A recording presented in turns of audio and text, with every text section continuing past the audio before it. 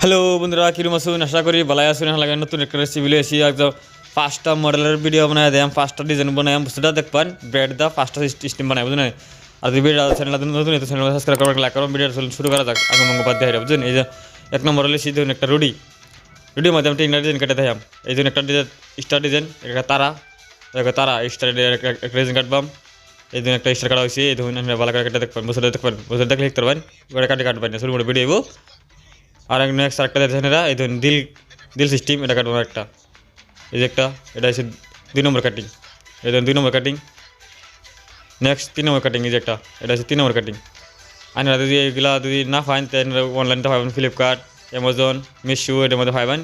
বেশি লাগবে না, 100 টাকা খরচ হবে। একদম ফর্ম বাই ডিজাইন পাবেন, বহুত ডিজাইনের ফর্ম পাওয়া যায়, বুঝলেন? নাই এই যে 3টা ডিজাইন হয়েছে আমার।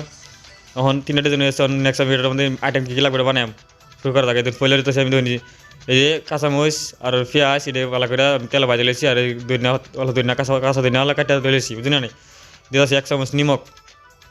1 চামচ নিমক দেওয়া হয়ে গেছে বর্তমানে। এটা আমি এখন ভালো করে নিমকটা দিয়ে মস্তি ভালো করে ভর্তা বানাই, বুঝলেন?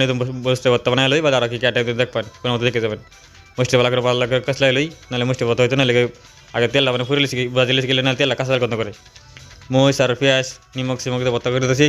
আর ইট আছে না, কী করেন, এই যে ধনিয়া পাতাটা, এটা ভালো করে মিক্স করে হারলে পরে না আইটেম কী কী লাগবে পুরো দিয়ে বুঝে দেখবেন।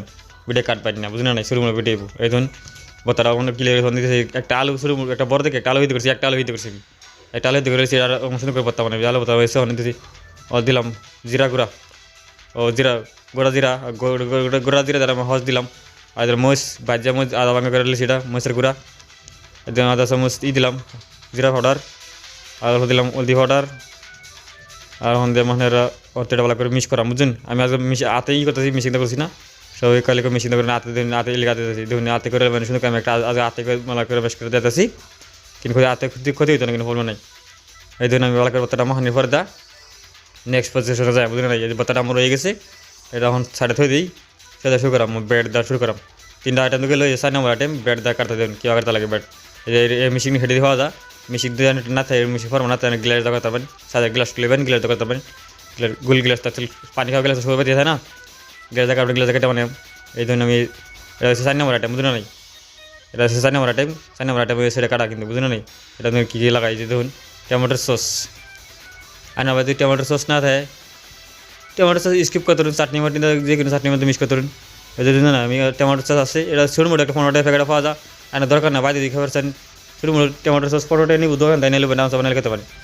আর একটিকে সস পাওয়া যায়, ধরুন শুরু করতে দরকার না, বেশি খরচা করার দরকার নাই, বুঝলেন? নাই আমি শেষ আইনা যে ফোনে মারিলেছি, এটা পরে দিয়ে আপনার আলু ভর্তাটা বানাইছিলাম, এটা অ্যাড করা, বুঝলেন? নাই এই টমেটো সস হয়েছে, আলু ভর্তাটা আমি সুন্দর করে অ্যাড করতেছি ভালো করে। একটা করে যে টমেটো সস দিয়ে আলু ভর্তাটা অ্যাড করে আসছি। তার উপরে দিয়ে আমি একটা আন্ডা সুন্দর করে কাটালেছি। দেখুন আন্ডাটা আমি ব্যবহার করছি রুল হিসেবে, কাটালেছি। এটার মধ্যে একটা করে আমি ধরুন কেটে লাগে। এই দেখুন আমার 4 নম্বর আইটেম হয়েছে, বুঝলি না? নাই আমার নেক্সট পজিশনে আমি 5 নম্বর আইটেমও।